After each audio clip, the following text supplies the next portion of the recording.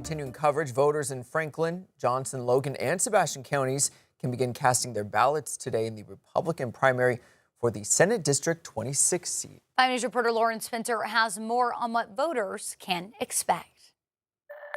The seat's been vacant since September following the death of Senator Gary Stubblefield. This election comes after months of legal challenges after a legal battle in Pulaski County ended in a Franklin County resident's favor. Governor Sanders changed the special election date from June 6th to March 3rd.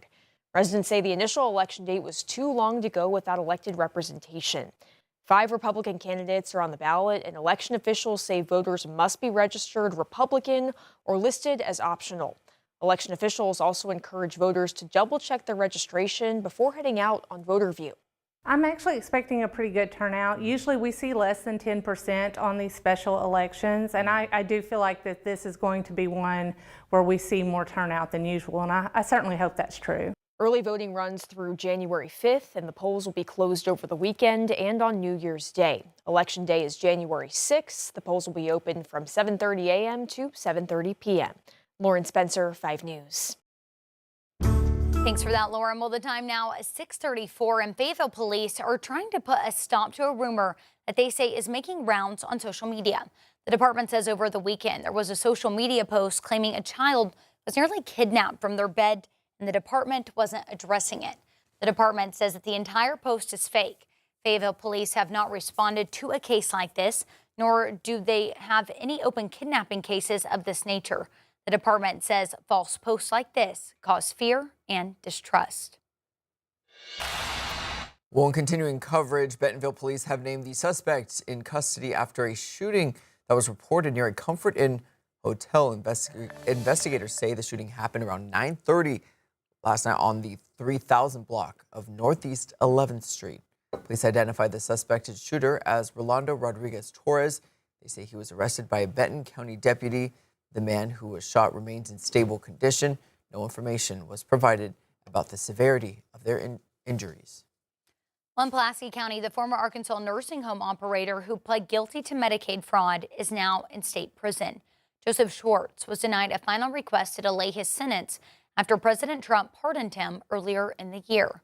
Schwartz was sentenced to a year in state prison and close to $2 million in fines.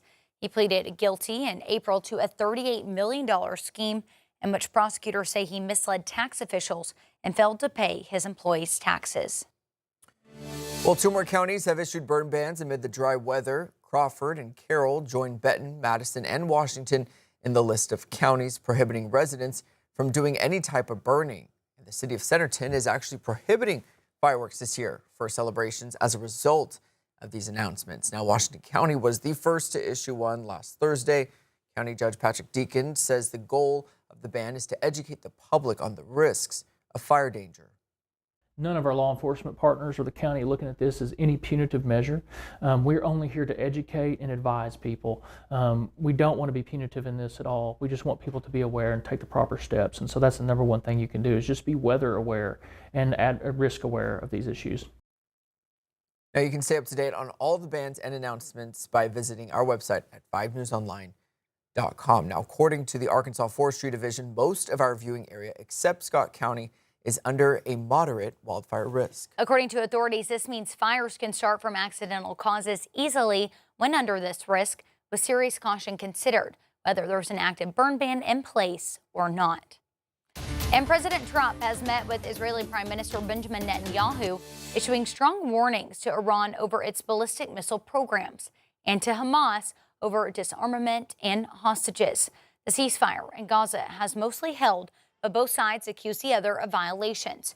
Humanitarian groups still warn of limits on the flow of aid into the area. This comes as the White House confirms a strike on an alleged drug site inside the borders of Venezuela. It's a major explosion in the dock area where they load the boats up with drugs. They load the boats up with drugs, so we hit all the boats. The Pentagon also announcing the U.S. military struck another suspected drug boat in the Pacific, killing 2 people. It marks the 30th strike launched by the administration against an alleged drug target in the region this year.